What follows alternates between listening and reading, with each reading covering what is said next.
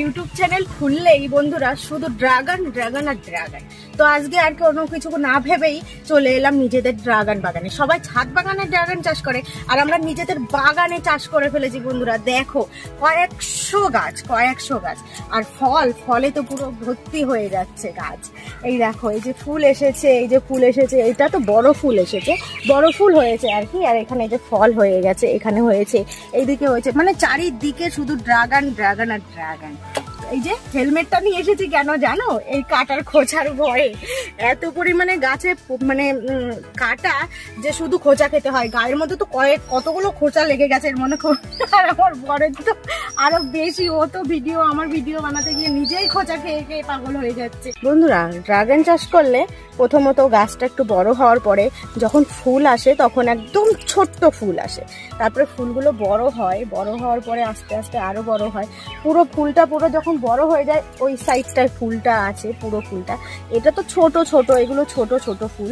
এরপরে যখন বড় হয় তখন আরো বড় হয়। এই যে একদম বড় যেটা হয় সেটা হচ্ছে এটা হচ্ছে সব থেকে বড় ফুল। এটা ফুটবে, এখনো পুরোপুরি ফুটেনি, এটা পুরোপুরি বড়, এটাই ফুটে যাবে। এটা ফুটার পরে তারপরে ফল আসে, মানে ড্রাগন ফলগুলো হয়। এই যে ড্রাগন হয়েছে, এই যে। তাহলে চলো এখন পুরো বাগানটা দেখিয়ে দিই তোমাদেরকে ঘুরে ঘুরে। এই যে এটা দেখো,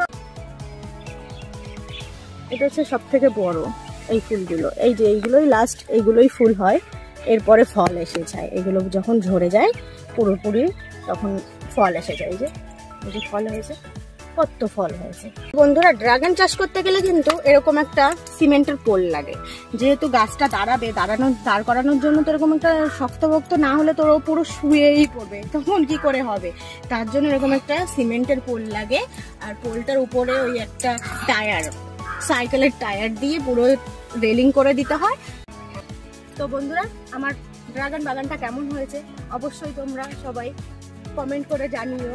আর বললামই তো, আর 15-20 দিন পরে যখন ফলগুলো পেকে যাবে তোমাদেরকে আবার দেখাবো আমার ড্রাগন বাগান। ভিডিওটা কেমন লাগলো সেটাও জানাবে, ড্রাগন বাগানটা কেমন হলো সেটা তো অবশ্যই জানাবে।